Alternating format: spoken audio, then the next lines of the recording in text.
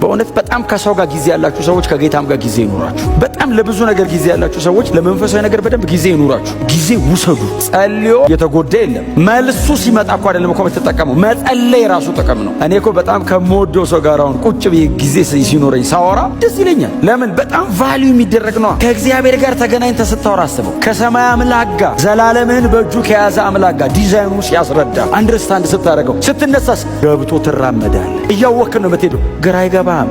የ5 ደቂቃ አይደለም ምልጃ ልመና ምናምን የ5 ደቂቃ ጉዳይ አይደለም አይደል? በደንብ ጊዜ የሚፈልግ ጉዳይ። በደንብ ጊዜ ሰጣችሁ ተንበርከኩ ነው ጳውሎስ እያላቻለ። የማቀበል ዝም ብሎ አሁን ነገሯን ነካ አርጎ የመሄድ ብቻ አይደለም። ምልጃና ልመና በደንብ ጊዜ ይፈልጋል። በእግዚአብሔር ፊት መሆን በደንብ ይፈልጋል። እስክትጀምሩት ነው የሚያስጨንቀው እንጂ ጸሎት እኮ በረከት ነው። ስጡት፣ ጸልዩ፣ በሰላም ተኩት ጭንቀቱን። አትጨነቋልና የእግዚአብሔር ሰላም ተቃራኒ ነው አይደል የሚያወራው ጳውሎስ። እጨነቃለሁ ሲሉት አረ የተዘጋጀ ሰላም አለ እና የሚያስጨንቅን እግዚአብሔር እጅ ላይ አስቀምጥና ከእግዚአብሔር እጅ ላይ ሰላምን ውሰድና ኑር። ጭንቀትን ለእግዚአብሔር ሰጠውና ሰላሙን ውሰድ። አንተ ተቀባበሉ። እግዚአብሔር እጁን ዘርግቷል፣ አምጣው ጭንቀትን። እኔ ደግሞ ይሄን ልስጥ። በምን ላቀብል ጭንቀቴን? በጸሎት በልመና በምልጃ አመስግን አቀብለኝ። ጸሎት እስክትነካካ ነው። አንዴ ስትገባበትስ ምንም ውስጥ ገብተህ የማታገኘው ደስታ፣ እረፍት፣ ሰላም፣ ደህንነት ፕሬየር ውስጥ አለ። የሚጸልይ ሰው፣ በእግዚአብሔር ፊት በደንብ ጊዜ የሚወስድ ሰው፣ በእግዚአብሔር ቃል ውስጥ የሚቆይ ሰው፣ ረጅም ሰዓት ከእግዚአብሔር ጋር አብሮ የሚያጠፋ ሰው በውስጡ ያለው ዲዛይር በእግዚአብሔር ፊት ከመሆን የተነሳ ይቃኛል ማለት ነው። የሚጸልይ ሰው በዚህ ያስታውቃል። ሰማይ ተሰብሮ ሊወድቅ ነው ብትለው እኔ ወጥቼ እሄዳለሁ። ለምን? እርግጠኛ ነው። አሁን መፍትሄው ይሄ በእግዚአብሔር ፊት ማቅረብ። ከዛስ ውስጥ ፍስስ ይላል እግዚአብሔር ሰላም። ፊት ለፊት ሊገጥም ቆሞ አትበጣጥ አልፋለሁ ትላለህ። እንዳትጨነቁ እንዳፈሩ ምን ነው ጸልያችሁ አሳውቁና አንተስ ቀና ብለህ ተራመድ። ቄሳር ገዢ ነው። ኖ እኔ የምከተለው ጌታ ኢየሱስ ክርስቶስ የምድር ነገሥታት ገዢ ነው ብለህ ቀና በል። ካንገትህ እንዳታፍር እንዳትፈራ ንገረው። ለእግዚአብሔር አሳውቅ። በእግዚአብሔር ሰላም ተጠብቀህ ኑር። ይህንን አስብ። ቀጥሎስ ያሰብከው ደግሞ ይኸው በወንጌል እውነት በመኖር በድርጊት ይታይ።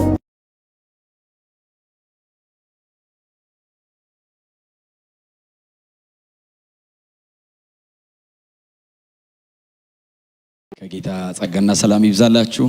እንዴት ሰነበታችሁ? ለጌታ ክብር እንስጥ። መጽሐፍ ቅዱስ የእግዚአብሔር ቃል በእጃችን የያዝን ሰዎች ወደ ኤፌሶን ምዕራፍ 3 እንሄዳለን። ከቁጥር 14 እስከ 21 ድረስ ያለ የጌታ ቃል ክፍል በእኔ እጅ ላይ አዲሱ መደበኛ ትርጉም ነው ያለው። በጌታ በኢየሱስ ክርስቶስ ስም አነባለሁ። የምንወደው የጌታ ቃል እንደዚህ ይላል። በዚህም ምክንያት በአብ ፊት እንበረከካለሁ፣ ከእርሱም በሰማይና በምድር ያለ ቤተሰብ ሁሉ ስያሜ ያገኛል። በውስጥ ሰውነታችሁ እንድትጠነክሩ ከክብሩ ባለጠግነት በመንፈሱ በኩል ኃይል እንዲሰጣችሁ እጸልያለሁ። ይኸውም በእምነት ክርስቶስ በልባችሁ እንዲያድር ነው። ደግሞም ስር ሰዳችሁ በፍቅር ታንጻችሁ የክርስቶስ ፍቅር ስፋቱ፣ እርዝመቱ፣ ከፍታውና ጥልቀቱ ምን ያህል እንደሆነ ከቅዱሳን ሁሉ ጋር የመገንዘብ ኃይል እንድታገኙ ነው። እስከ እግዚአብሔር ሙላት ሁሉ ልክ ደርሳችሁ እንድትሞሉ ከመታወቅ በላይ የሆነውን የክርስቶስን ፍቅር ታውቁ ዘንድ ነው። እንግዲህ በእኛ ውስጥ እንደሚሰራ እንደ ኃይሉ መጠን ከምንለምነው ወይም ከምናስበው ሁሉ በላይ እጅግ አብልጦ ማድረግ ለሚቻለው በቤተ ክርስቲያን እንዲሁም በክርስቶስ ኢየሱስ በዘመናት ሁሉ ከዘላለም እስከ ዘላለም ለእርሱ ክብር ይሁን፣ አሜን። የጌታ ስም ለዘላለም የተባረከ ይሁን። ከኔ ጋር አብረን ጥቂት እንድንካፈል በልቤ ላይ ያለው የክርስቶስ ፍቅር በሚል ነው። ጥቂት እንድናገር በልቤ ላይ ያለው በጣም የምታስታውሱትን የጌታ ቃል ክፍል ነው ያነበብነው። ወንድማችን ሐዋርያው ቅዱስ ጳውሎስ በኤፌሶን ከተማ ለነበረችው የክርስቶስ ቤተ ክርስቲያን የጸለየው ጸሎት ነው። የጳውሎስ ጸሎት ነው። እንግዲህ በተለያየ አጋጣሚ በመጽሐፍ ቅዱሳችን ላይ እነዚህን 13 ደብዳቤዎች እንግዲህ በስሙ የተመዘገቡ 13 ደብዳቤዎች አሉ። ምናልባት ደግሞ እንዳልኳቸው ዕብራውያንም ደግሞ የእርሱ ከሆነ አንድ 14 ደብዳቤ ጳውሎስ አዲስ ኪዳናችን ላይ የመጻፍ ዕድል አግኝቷል እና በጻፋቸው ደብዳቤዎች ሁሉ ላይ ምናልባት ከሁለቱ ውጪ ከገላትያና ከዕብራውያን ውጪ ጳውሎስ በብዙ ደብዳቤዎቹ ላይ ለነበሩት አብያተ ክርስቲያናት ይጸልያል፣ ለቅዱሳን ሁሉ ይጸልያል። ከጸለያቸው ጸሎቶች መካከል አንዱ በዚህ በኤፌሶን ምዕራፍ 3 ላይ የቀረበ ጸሎት ነው። እንግዲህ ይህችን ቤተ ክርስቲያን ሁላችን እናስታውሳታለን። በተለይ የሐዋርያ ሥራ መጽሐፍን የሚያጠና ሰው የኤፌሶን ከተማ የጳውሎስ አገልግሎትን ሁሉም ሰው ያስታውሳል። በምን አይነት መንገድ ይህች ቤተ ክርስቲያን እንደተተከለች ሁላችንም እናስታውሳለን። ከቆሮንቶስ አገልግሎት ጨርሶ ነው አይደል ወደ ኤፌሶን የመጣው። ምዕራፍ 18 ቆሮንቶስ ጨርሶ ምዕራፍ 19 ነው ወደ ኤፌሶን ከተማ ጳውሎስ የገባው።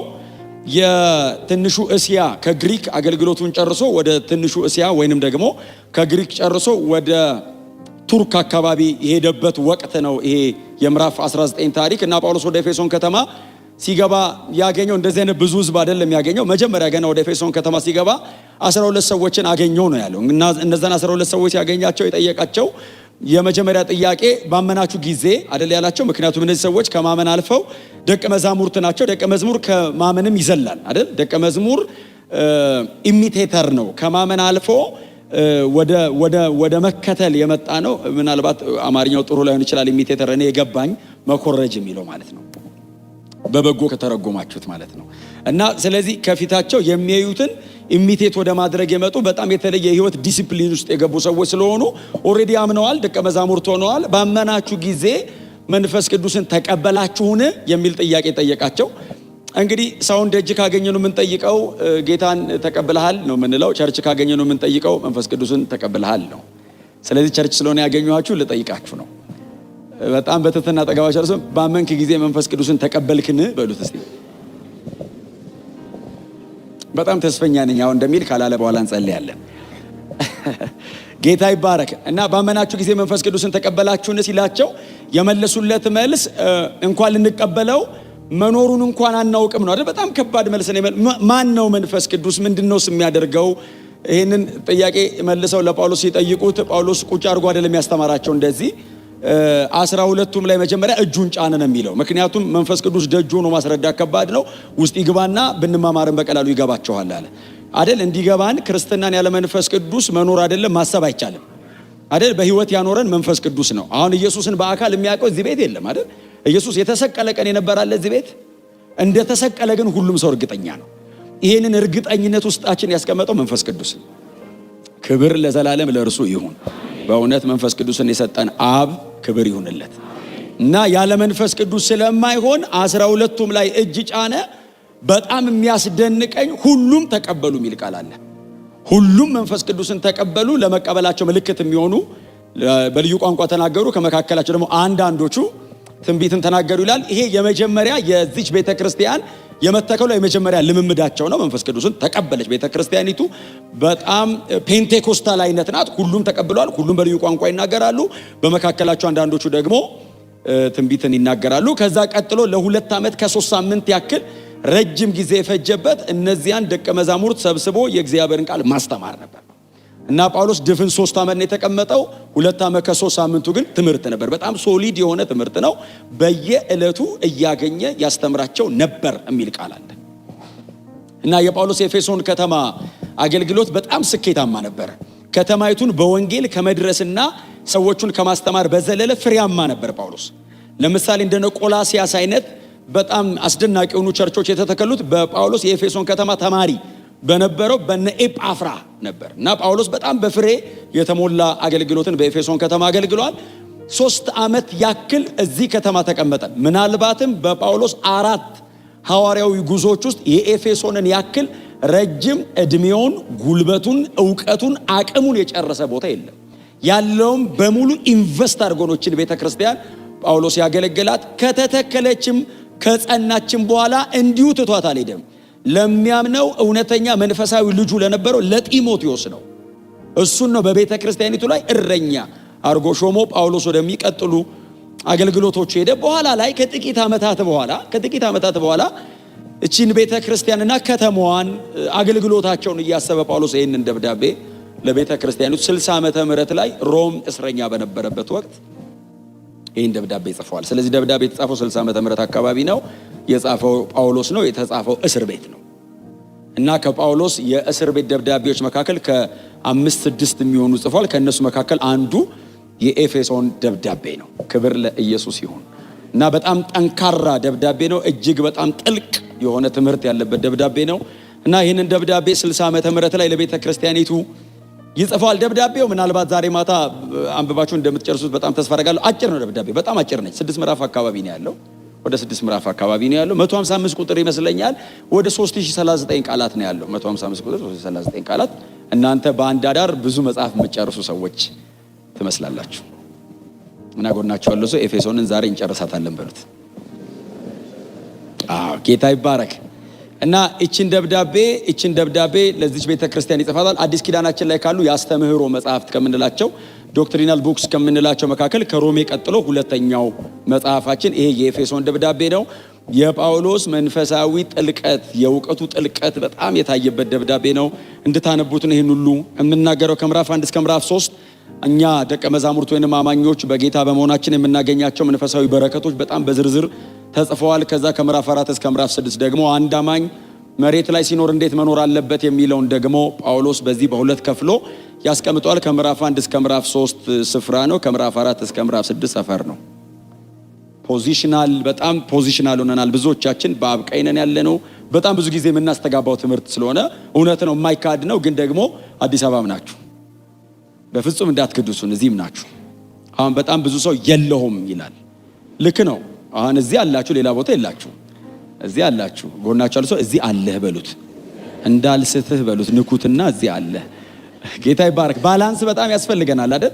የኤፌሶን ደብዳቤ በጣም ባላንስ አለው። በጣም አስደናቂ በሆነ መንገድ መንፈሳዊ ስፍራ ያለው እዚህ ደብዳቤ ላይ ነው። ቀጥሎ እዛ በአብ ቀኝ የተቀመጠው ሰው ደግሞ ኤፌሶን እንዴት መኖር አለበት የሚለውም ደግሞ በተብራራ መንገድ በዚህ ደብዳቤ ላይ ተቀምጧል። እና ይህንን ደብዳቤ የተጸለየ ጸሎት አለው። እሱን ጸሎት ነው ዛሬ አብረን በጣም ጥቂት፣ ከዛ ጸሎትም ላይ የክርስቶስን ፍቅር ነው ጳውሎስ በጣም አስገራሚ በሆነ መንገድ ስለሚያቀርባት እሷን ነው ዛሬ አብረን እንድንካፈል በልቤ ላይ ያለው። ይሄ ደብዳቤ ከሌሎቹ የሚለየው ሁለት ጸሎት የተጻፈበት ደብዳቤ ነው፣ ወይንም ጳውሎስ ደጋግሞ የጸለየበት ደብዳቤ ነው። ምዕራፍ 1 ላይ ከቁጥር 15 እስከ 21 ድረስ የመጀመሪያውን ጸሎት ጸልየዋል።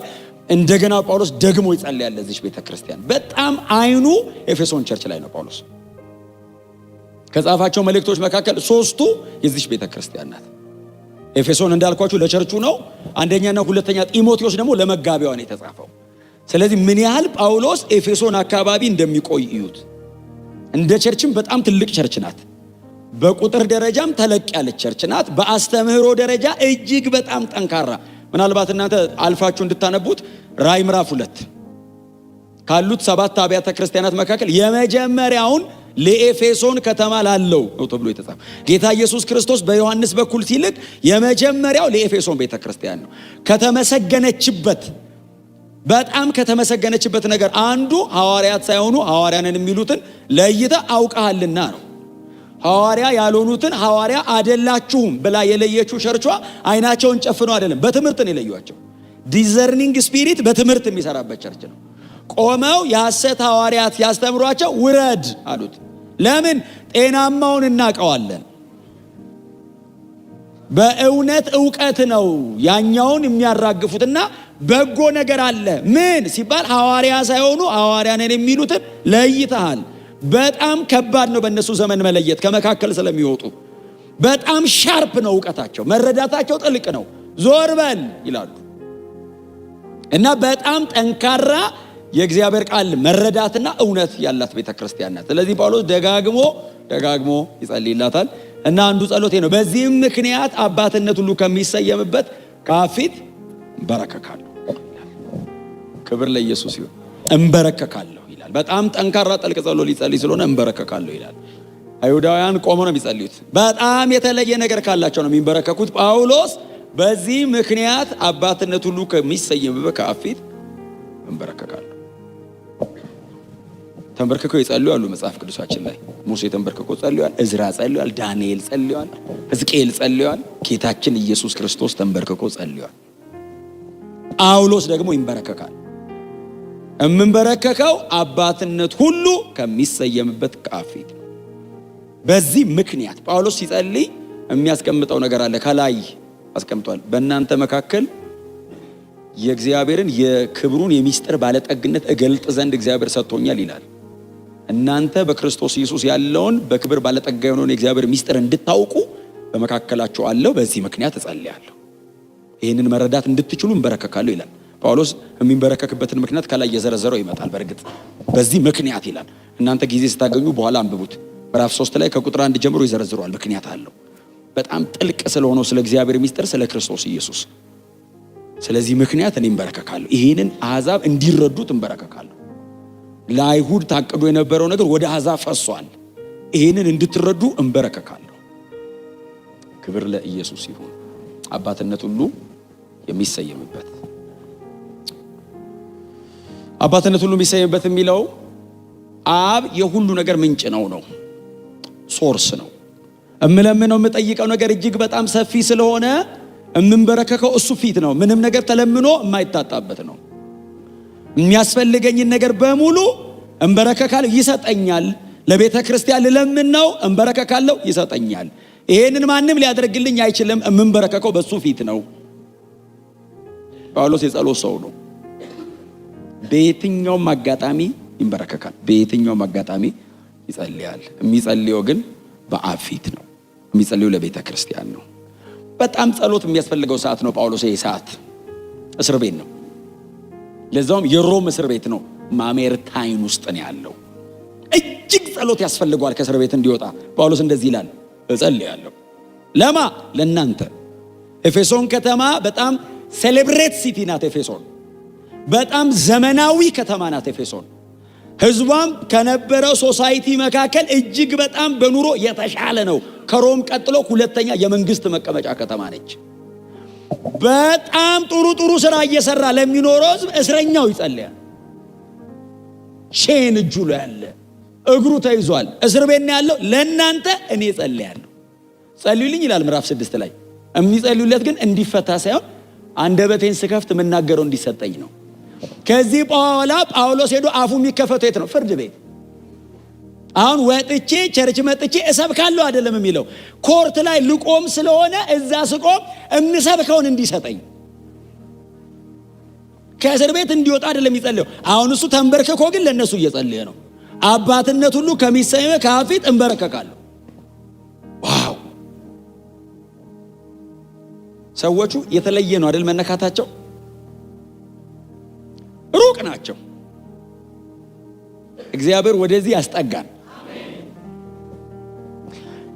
የጸለየውን ጸሎት አንብበነዋል አብረን። ምናልባት ሁሉንም መናገር አልችልም፣ ግን እንደው ጥቂቷን በውስጥ ሰውነታችሁ በመንፈስ እንድትጠነክሩ ስርና መሰረታችሁ በፍቅር የጸና እንዲሆን ጸሎቱን ይዩት።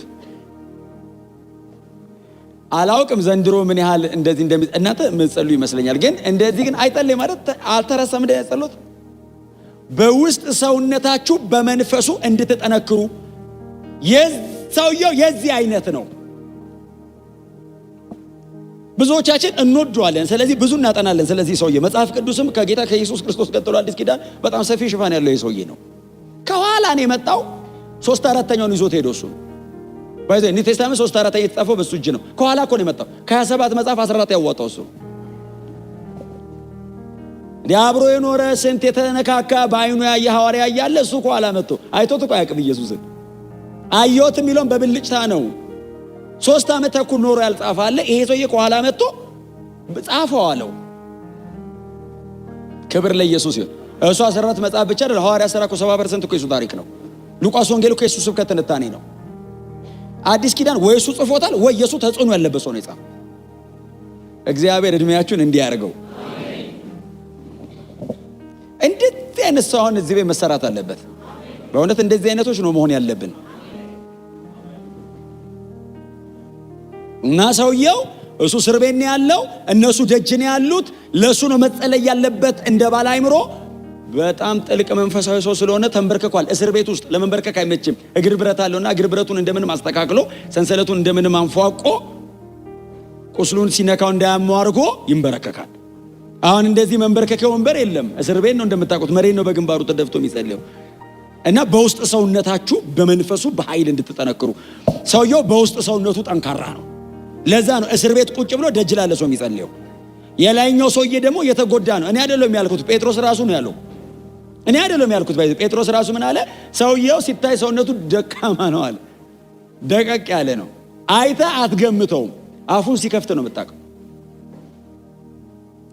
ደግሞ መቼ መጣ ነው ብለውት አፉን የከፈተ ቀን ብትንትንን ነው የሚያወጣ። ለነገስታት አይራራም እኮ ሰውየው። ለኖርማል ሰው እኮ አይደለም። ነገስታት እኮ ፊት ቆሞ እኮ ጌታን እኮ ይቀበላሉ። አግሪጳ እኮ ጌታን ተቀብሏል። በቃ ልፍታ ወደ ቤት ሂድ እኮ አለው። ጌታን የሚያስገድል ጉዳይ እየተከሰሰ የስብከቱ ጥንካሬ እኮ ነው። እና ደቀቅ ያለ ነው። እና የሚለምንላቸው ከላይ ያለው ነገራችሁ እንዲያምር አይደለም የሚላቸው። የአርቲፊሻል የሆነው ፋሻል የሆነው ነገር አይደለም። የውስጡ ጄኒውን እንድትሆኑ ይሄ በውስጥ ሰውነታችሁ በመንፈሱ እንድትጠነክሩ ክርስቶስ በልባችሁ በእምነት እንዲያድር። ምን ማለት መሰላችሁ? ትክክለኛ ጳውሎስ የሚጠቀመው የግሪክ ቃል እየመጣ ቪዚት እንዲያደርግ ሳይሆን ፐርማነንትሊ እንዲኖር። አሁን የሆነ ቀን እየመጣ እየጎበኘ እየሰራ እየተጠቀመ እንደሱ አይደለም። አብሮ ኗሪ እንዲሆን ስትኖር ወክ ስታደርግ ኢየሱስ አብሮ እንዳለ እንዲገባ አለኮ። ግን አይረሳም። ብዙ ጊዜ እኮ ሰው ይረሳዋል። ጳውሎስ የሚለምነው አሁን እሱ እስር ቤት ነው ያለው። እዩት እንግዲህ ክርስቶስ በእምነት በልቡ አለ ያውቃል። ለዛ ነው ባይዘው ከእስር ቤቱ የሚበልጠው ሰውየው። አይክደውም እኮ እስር ቤቱን በልጦት ነው። ሮሜ ላይ አንድ ቃል አንብብላችሁ በጣም ልባችንን ቀና የሚያረቃል። በጣም ብዙዎቻችሁ ደጋግማችሁ የምታነቡት ነው። ሮሜ 8 ላይ አንብብላችሁ እስቲ ከቁጥር 35 ጀምሮ ያለው አንብብላችሁ። እንደዚህ ይላል፣ ከክርስቶስ ፍቅር የሚለየን ማን ነው? ጥያቄ ነው። ጮክ በሉና እስቲ ከክርስቶስ ፍቅር የሚለየኝ ማን ነው በሉ። ከዛ ይዘረዝራል። ከክርስቶስ ፍቅር የሚለየን ማን ነው ብሎ ጳውሎስ እየጠራ ነው ወደ ጉባኤ የሚጠራቸው ነው። ችግር ነው ይላል ወይስ ስቃይ ወይስ ስደት ወይስ ረሃብ ወይስ ራቁትነት ወይስ አደጋ ወይስ ሰይፍ? ይህም ስላንተ ቀኑን ሙሉ ከሞት ጋር እንጋፈጣለን፣ እንደሚታረዱ በጎች ተቆጠርን ተብሎ እንደተጻፈ ነው። ይቀጥላል ቁጥር 37 ምንም አይለየንም ብሎ ደግሞ ይቀጥላል። በጣም በጥንቃቄ ስሙኝ። የሚለየን ማን ነው ጥያቄው። ባይዘዌ ሌላ ሰው እስኪመልስለት አይጠበቅም፣ ራሱ ይመልሰዋል። ምንም አይለየንም ይልና ይዘረዝራል። በዚህ ሁሉ በወደደን በእርሱ ከአሸናፊዎች ምን ማለት ነው? እየዘረዘርኳቸው ያሉት ጉዳዮች ሻምፒየንስ ናቸው። ችግር ብዙ ሰው አንበርክኮ ያውቃል። ሲቃይ፣ ስደት፣ ራቁትነት፣ ሰይፍ፣ ሞት ኦፍ ኮርስ እንዴ በጣም ብዙ ሰው አንበርክኳል። ምን ማለት ነው?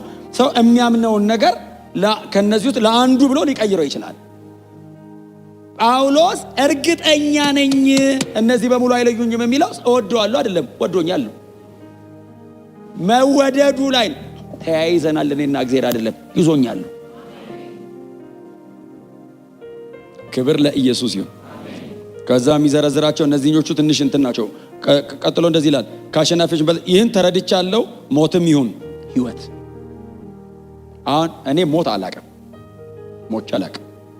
ጳውሎስ ሞቶ ያውቃል፣ ተነስቷል እና ሞቶ የሚሄደው ሰማይ ነው። እና ሞትም ይሁን ሕይወት፣ መላእክትም ይሁኑ አጋንንት አይለይም። መላእክት ግን ከባድ ነው። ብዙ ሰው መልአክ አየሁ ብሎ ብዙ ነገር ይሆናል አይደል? መልአክ የሚመስል ነገር ስናይ እኮ 4 የመላእክት አገልግሎቶች የሚል መጽሐፍ መልአክ የሚመስል ነገር አይተን ጳውሎስ ያስገባው ዝም ብሎ እንዳይመስላችሁ።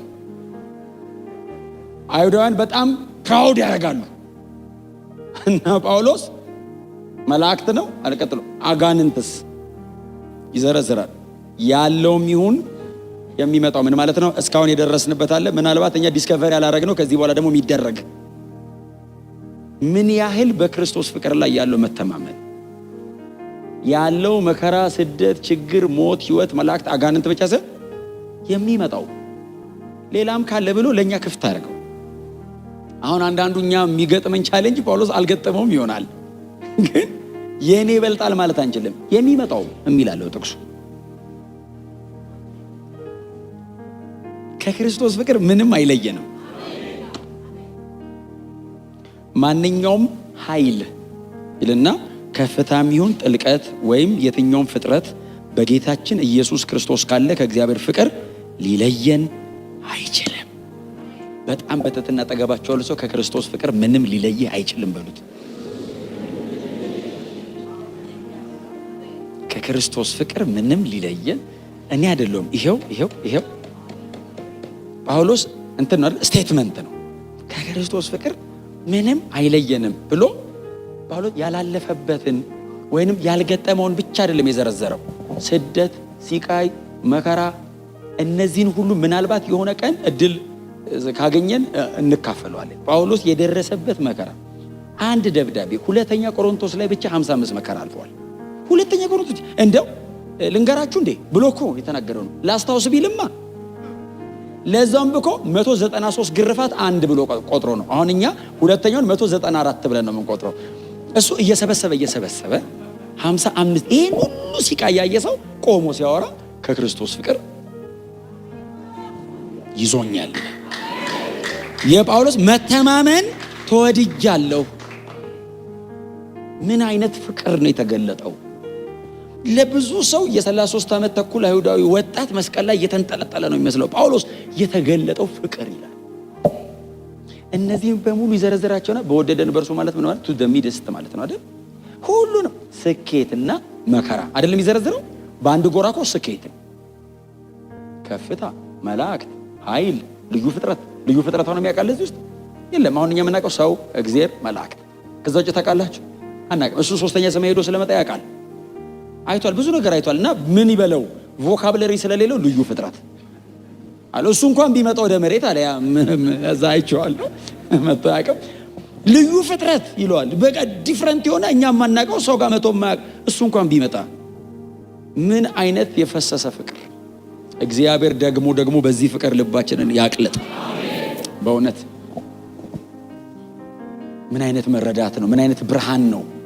በእንደዚህ አይነት የህይወት ሲቃይ መካከል ጸንተን የምንቆመው ተወደን ነው ይላል የክርስቶስ ፍቅር።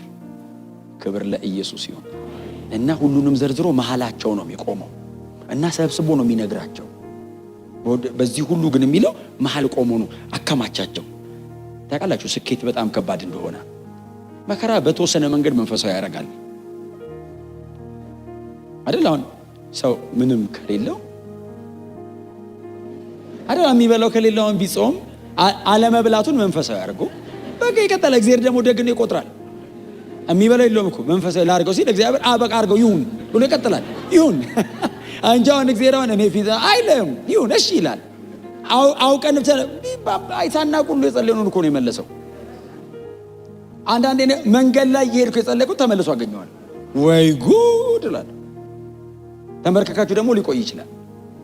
እኔ እየሄዳችሁ ጸልዩ እያልኩ አይደለም፣ የጸሎት አካሄድ እንዳትቀይሩ። ግን ምን ማለት ነው? የምጸልዩ በልብ ነው ዋናው አይደል? ምርር ሲላችሁ ቶሎ ይመለሳል። ጥብቅ ጸሎት መልሱ ፈጣን ስለሆነ ጌታ ይባረክ። ስኬት ግን ከባድ። አሁን እንዳልኳችሁ ነው ቻሌንጅ ምናምን መንፈሳዊ ላይ፣ ስኬት ግን በጣም ከባድ። አሁን ይሄ ሰውዬ ከፍታም ቢሆን ሲል ብዙ ከፍታ እንደ ሰው በመንፈሳዊ ደረጃ ካየ ነው ምናልባት ይሄ ሰውዬ የደረሰበት ጋር ለመድረስ ልንጸልይ እንችላለን። በከፍታ ደረጃ በጣም አይደል? አሁን ሶስተኛ ሰማዩን ይሄድ ያለ አይመስለኝም። ይሄደ ሊኖር ይችላል። የመጨረሻው ዘመን ስለሆነ ብዙ ሰው እየሄደ ስለሆነ አይታ ደግሞ የመጀመሪያ ቀን ስለሆነ ማን ጥያቄ አልጠይቅም። እየቆየን ስንሄድ ጠይቃቸዋል። ግን ሶስተኛ ሰማይ እምላቸው አሁን ማንም ሰው ሄጄ መጣው የሚለው አይነት አይደለም አይደል? የጳውሎስ የመገለጥ ብዛት ይለዋል። ደግሞ የደረሰበት መገለጥ ህይወቱን አፌክት አድርጎታል አይደል? ሰውየው ደርሶ ሲመጣ ፕራይድ አላረገ። ሄጄ መጣው ያለው ራሱ በድካም የታገሱኝ ብሎ እንጂ ያለ መጠን ሃምብል ነው ያደረገው። መሄዱ ይገለጥልኝ ብለን እንጸልያለን ነው። ጥሩ ነው ይገለጥልን። ግን በጣም ቢገርማችሁ ተገለጠልኝ፣ ቀጥሎስ መውጊያ ሰጠኝ ነው የሚለው። እንዳያስታበኝ መውጊያ ሰጠኝ፣ ኃይሉ እንዲገለጥብኝ፣ ያለ መጠን ደግሞ በድካም የተመካው። በጣም ሃምብል አደረገው። መሄዱ ሩቅ ማየቱ በጣም ጥልቅ አወረደው። ከሰው መሃል አወጣው። መረሳት ፈለገ። መተው አማረው። ታውቃለህ ሰው እንዳያስታውሰው ፈለገ። ያለ መጠን እደክማለሁ አለ። ለምን? ኃይሉ እንዲገለጥ። ጌታ ይባረክ። እና ሶስተኛ ሰማይ ትሪፕል ዳይሜንሽን አክሰስ አድርጎ እኔ እኮ አሁን የእግዚአብሔር መኖሪያ ገነት ገባዋል። ከባድ አይደለም ይሄ ነገር? ፓራዳይዝ የእግዚአብሔር መኖሪያ ገነት ፍጹም ሐሴት ያለበት ቦታ ገባዋል። እና ሰው እማያየውን አየዋል። አይታይም አለ። እኔ አየሁ አለ። ሊሰማ አይገባም አይቻልም፣ እኔ ሰማው አለ። ሊሰማ አይገባም አለ። በዚህ ማነር ሎፉል አይደለም። ሊሰማ አይገባም፣ ቀጥሎስ አይቻልም፣ ይገባው ይባል አይቻልም፣ እኔ ሰማው አለ። በጣም የተለየ ነገር ነው አይደል? እግዚአብሔር እያደረገለት የነበረው ሰማው አለ።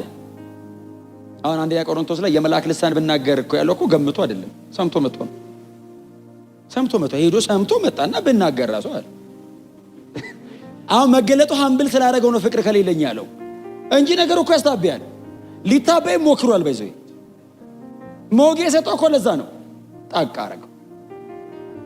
አሁን አንዳንድ ባለፈው ተናገረ በልሳን ተናግሮ ሰው አጋንንት አውጥቶ የሆነ ተአምራና ሲደረገው ሰው ይተናነቃል፣ መጨበጥ ይከብዳል። አለ ይጠባሃል፣ ልብስ ብቻህን ያለባሃል፣ ከባድ ነው። እውነት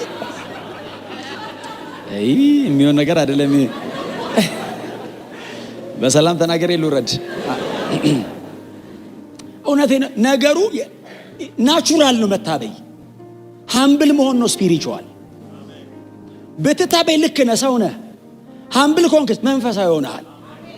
ነገሩ ሰላም መውጊያ አስቀመጠልኝ አለ። አንሳው ለምንኳ አለ። ለማየት ያልጸለየ ሰው አይቶ ሲመጣ ለሞጊያው መጸለይ ጀመረ። እባክህ አንሳ። አላነሳም አለው። ለምን አለው? የደረስክበት መገለጥ ያስታብያል። የደረስኩበት መገለጥ በደረስኩበት መገለጥ በመገለጥ ብዛት እንዳልታበይ እኮ ነው ያለው። ምን ማለት ነው? የደረሰበት መገለጥ ሊያስታበየው እንደሚችል እግዚአብሔር አምኖበታል። እግዚአብሔር አምኖበት ነው የሰጠው። ትታበያለህ አለው። እዚህ ደርሶ የመጣ የለም። የመጀመሪያ ነው ያስታበያል። ስለዚህ ሃምብሎን እንድትኖር ያሳየው ነገር ከኔ እንዳይለይህ አለው። ምክንያቱም ትዕቢተኛን ሰይጣን አይደለም እግዚአብሔር ነው የሚቃወመው። ሰይጣንማ ጎሽ ጎሽ ነው የሚለው፣ ትዕቢተኛውን እግዚአብሔር ነው የሚቃወመው። ስለዚህ ተመልሶ ከኔ ጋር ያጣላል እና ሃምብል የሚያደርግ ነገር ልስጥህ አለው። እንዴት ትችላለህ ሲለው ሰፊሽንት የሆነ ጸጋ፣ ብቁ ጸጋ ሰጥሃለሁ፣ በቂ ጸጋ ሰጥሃለሁ እና ሲወጋ እንድትችለው የሚያደርግ ጸጋ ሰጥሃለሁ። እንደው እግዚአብሔር ግን አይገርምም? ከማትወጋ አለው ተወግተህ ብትችል ይሻለኛል። አሁን ሊያሰቃየው ፈልጎ ሳይሆን አብሮት እንዲኖር ፈልጎ፣ አለማሳየትም አልፈለገም፣ እንዲያለፍ ፈልጓል። ካየ በኋላ ደግሞ ታቢው እንዳይጠፋበት ፈልጓል። ስለዚህ አሳየውና መውጊያ ሰጥቶ ጸጋ ጨመረለት። እንዲህ ነው እኮ የሚያኖረን። እንዲህ ባላንስ እየሰራ ነው 70 ዓመት ምንም የኖርንስ አይመስለን የሚያልቀው እንጂ የጸለይከው በሙሉ ቢሰጥ እኮ አትኖርም። የለመናችሁት በሙሉ ተንበርከከ አባ ስትል አቤት ቢለ እንትን ስል እሺ እያለ ቢሰጥ ላይፍ ቦሪንግ ነው። ከምሬ አይደለም እንዴ? እውነቴን እኮ ነው። ህይወት ስልችት ነው የሚለ ሲይዝብህ ሲያቆይህ ስጠኝ ስትል እሺ እሰጥሃለሁ ብሎ 10 ዓመት ይዘው መጣ ብሎ ከ20 ዓመት በኋላ ሲመጣ እንደዛ አይደል የሚያኖረን? እኔ ብቻ ነኝ እንደዚህ የምኖረው? መሬታ ነው የምኖሩት? እንደሱ እኮ ነው አይደል? አሁን እኮ ህይወት እንደሱ ነው። ደግሞ ቻሌንጅ ወይ መከራ የላይፍ ባላንስ ነው አይደል? መከራ ሁሉ ነገር ልክ ሲሆን ቁጥሩ አይደለም። ህይወት ድክም ነው የሚለን ስክራች ሲኖረው እሱን ለማስተካከል ትጸልያለህ፣ ትጾማለህ፣ ታለቅሳለህ። መጣው ብሎ 10 ዓመት ይወስዳል። አረባ ቀረኝ ሲወስደው አመስገነት ሄዳል። አንዳንዱን ጸሎት እኮ ለአንተ ለልጅ ይልሃል። ከዛ አይደል ብሉ ኪዳን እንደሰነል ለልጅ ይሏል። ለልጅ ልጅ ብሎ አንተ ለምነ ለልጅ ልጅ 4ኛ ትውልድ ያያል ይላል። አብርሃም የለመነውን እኛ አይደል ይወሰድ ሩቅ አይቶ እኛን እኮ ያገኘ ነው። ከ2000 ዓመት በኋላ የሚመለስ ጸሎት እኮ ነው የጸለየው። መከራ የህይወት ባላንስ ነው። እንደዛ ባይሆን ማንም ሰው ነው አይደል? የተወሰነ ይመልሳል፣ የተወሰነውን ይዟል። የተመለሰውን እየይዘን እያመሰገንን ለሚቀጥለው ደግሞ እንመጣለን። ከዛ ሰውንም ትንሽ ይመልስና ደግሞ ሌላ ደግሞ ይዛል እንሄዳለን። በኋላ ላይ ግን የሆነ ደረጃ ላይ እንደርሳለን። ቢያድነኝም ባያድነኝም አይደል? ስለሚሆነው ነገር ሳይሆን ስለማንነቱ መከተል ሲንጀምር ክብር ለስሙ ይሁን እና ጳውሎስ በእንደነዚህ አይነት መከራውን በጣም ከባድ ነው የዘረዘረው። ከፍታ ብሎ የሚዘረዘረው በሰው ደረጃ በቀላሉ አክሰስ አይደረግም ከፍታው። በእነዚህ ሁለት ትልልቅ ኤክስትሪሞች መካከል በክርስቶስ ፍቅር ነው የምኖረው ይላል። ይሄኛውም አያጠፋኝም፣ ይሄኛውም አይለየኝም። በወደደኝ በእርሱ ከአሸናፊዎች የቸርች ድምፅ ነው እንበልጣለን ይላል። ጌታ የተባረከ ይሁን። በኋላ መጨረሻ ላይ የሚዘጋው ጳውሎስ ይህንን ሲናገር በክርስቶስ ኢየሱስ ካለ ከእግዚአብሔር ፍቅር ሊለየኝ እንደማይችል ተረድቻለሁ። አይለየኝም ብቻ አይደለም ያለው። አሁን ድርቅ ብዬ አይለየኝም እያልኩ ነው አይደለም የሚለው፣ ገባኝ አለ። ያላፋኝ ይሆናል እንጂ ሊለየኝ እንደማይችል ገብቶኛል። ላይፍ እንደምታውቁት ፕሮሰስ ነው፣ ሂደት ነው። በጣም አፕስ ኤንድ ዳውንስ አለው። ሁሌ ከፍታ ላይ ላትሆኑ ትችላላችሁ። የሆነ ጊዜ ደግሞ ሊወርድ ይችላል። ከዛ እንደገና ትነሳላችሁ። የሚደክም ይኖራል። በየትኛውም የህይወት መንገድ ውስጥ አለ በክርስቶስ ኢየሱስ ካለው ከእግዚአብሔር ፍቅር ይሄ ሁሉ ሊለየኝ አይችልም። ያለው አይደለም የሚመጣው መላእክትና ጋንንት አይደለም፣ ልዩ ፍጥረት ገና ኢንቬንት ያላረግነው ነገር ማለት ነው። ገና የሚመጣ ካለ ለመጨረሻው ዘመን ተብሎ የታቀደ ካለ ከክርስቶስ ፍቅር ሊለየን ከዚህ ሁሉ የተወደድንበት ይበልጣል። በመስቀል ላይ የተገለጠው ፍቅር ይበልጣል። በጣም ከፍ ብትሉ ከአብ ቀኝ በላይ ከፍ አትሉ፣ በጣም ብትወርዱ ከሲኦል በታች አትወርዱም። ኢየሱስ ጥግና ጥጉን ነው በፍቅር የነካው። መሀል ላይ ነው ያላችሁት። በጣም በወጣ ከአብ ቀኝ በላይ አልወጣም። ተሰቃየው በለታ እሱ የወረደው ድረስ አልወርድም። መሀል ላይ ናችሁ። ፍቅሩ እዛ ጥግና እዛ ጥግ ነው። የትም ብትሄዱ ዓለምን የጠቀለለ ፍቅር ነው። ምንም ያህል ዘመን ብትሰቃዩ ለዘላለምን የወደደ ርዝማኔው ማንም ከዚህ ፍቅር ውጪ ሊወድቅ አይችልም። በጣም በትህትና ጠገባቸው ለሰው ተወደሃል በሉት። ክብር ለኢየሱስ ይሁን። በጣም ዛሬ እንደ ተመሰገን እንደተባረከ ሰው ቀና ብላችሁ ነው ማምሸት ያለባችሁ። ወዶኛል። ምንም አይነት የህይወት ምስቅልቅል ውስጥ ልትሆኑ ትችላላችሁ። ተወዳቸዋል። እግዚአብሔር በክርስቶስ ኢየሱስ የገለጠው ፍቅር ወደር የለውም። ማንም እንደዚህ ሊወደኝ አይችልም። የወደደኝ የለም፣ ሊወደኝ የሚችል አይመጣም። የመጨረሻውን ወዶኛል። እግዚአብሔር በመጨረሻ ፍቅር ወዶኛል። ከዚህ ፍቅር ደግሞ ሊለየኝ የሚችል የለም። ስለዚህ ሴኩሪቲያችን መወደዳችን። እኔ ብዙ ጊዜ የምሰጣት አንድ ምሳሌ ያለች እና አንድ ቀን ቤቴ ተኝቼ ማለዳ ላይ ትንሹ ልጃችን ፍሬክስ ማለች ትንሹ ልጃችን መጣና ልተኛ አንተ ጋር አለኝ ነው ያልኩት እና ተኛ አጠገቤ ተኛ። እንቅልፍ ያዘው። እንዲህ ያየሁት እንደምወደው ያውቃል። ምን ያህል እንደምወደው ግን ያውቃል። አባቴ ይወዳል ብትል አዎ ምን ያህል ብትል እንትን ይገዛልኛል፣ እንትን ይገዛል፣ እንትን ስጠኝ፣ እንትን ያደርግልኛል፣ ነፍሱን ይሰጠኛል አይለ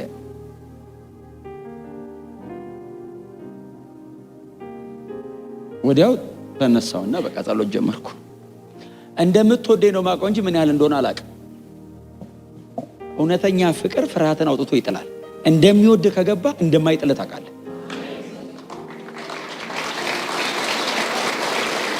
ሰምታችሁኛል? ሐሳብ አይቀይርም።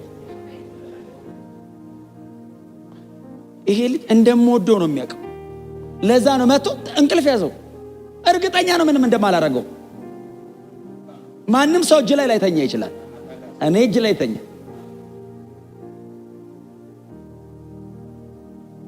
እንደምትወደኝ አውቃለሁ። ምን ያህል እንደሆነ አስረዳኝ ብዬ ጸለይኩ። እሱ ሲገባ የሆነ ቀን መንገድ ላይ ሐሳብ ቀይሮ ትቶኝ ይሄድ ይሆን? አትፈራውም። ልደክም እችላለሁ። ይወደኛል፣ ያነሳኛል። ልወድቅበት እችላለሁ፣ ብድግ ያደርገኛል። የወለድከው ልጅን አንተ እንደዛ ማታረገው ከሆነ አንድያ ልጁን መስቀል ላይ እስኪ ከፍል ከወደደኝ ኢየሱስ መስቀል ላይ ሲያጣጥር አባቴ ምን ነው ተውከኝ እያለ አንድያ ልጁ ሲያጣጥር አብ ዝም ያለው እኔን አይቶ ነው። ያን ያህል ይወደኛል ማለት ነው። እግዚአብሔር ይህንን ፍቅር እንደገና ያፍስስብን። በእግዚአብሔር ቤት የሚያኖረኝ ይሄ ነው። ጳውሎስ የሚኖረው በዚህ ነው። ይተጋል፣ ይጾማል፣ ይጸልያል፣ በጣም ፋይት ያደርጋል። መኖሪያዬ ነው ግን አይልም። እምኖረው ስለወደደኝ ነው። ትጋቱ ከመውደድ የመነጨ። ለምትወዱት ሰው እናንተ ምንም አታረጉም እንዴ? ለምትወዱት ሰው እኮ የሆነ ነገር ስታደርጉ ውለታ እየዋላችሁለት አይደለም፣ ፌቨር አይደለም። እኔ ለፍሬክስ ምንም ነገር ፌቨር እያደረኩለት አይደለም። እንደሚወደኝ ከገባኝ ምንም ባረግለት ያንሰዋል። ተንበርክኬ ረጅም ሰዓት ብጸልይ ውለታ እየዋልኩለት አይደለም፣ ስለሚወደኝ ነው። ህብረት እያረኩ ነው። የሆነ ነገር ብታው ሲል ብታውለት ስለሚወደኝ ነው። ጮክ ብለና ተወድጃለሁ በሉ እስቲ። ማንም አይወደዳችሁ፣ እሱ ወዷቸዋል። መስቀል ላይ ስለ ኃጢአቴ እስኪሞት ድረስ ወዶኛል። በእኔ ቦታ መስቀል ላይ እስከ መሞት ወዶኛል። ሕይወት ሰጥቶኛል። ለዘላለም ከኔ ጋር ኑር ብሎኛል። በቃ ይሄ ብቃት ነው ለኛ በእግዚአብሔር ቤት የምንኖርበት ብቃት። ክርስቶስ ወዶኛል። ቀና ብለን በዚህ ቤት እንኖራለን። ክብር ለኢየሱስ ብቻ ይሁን።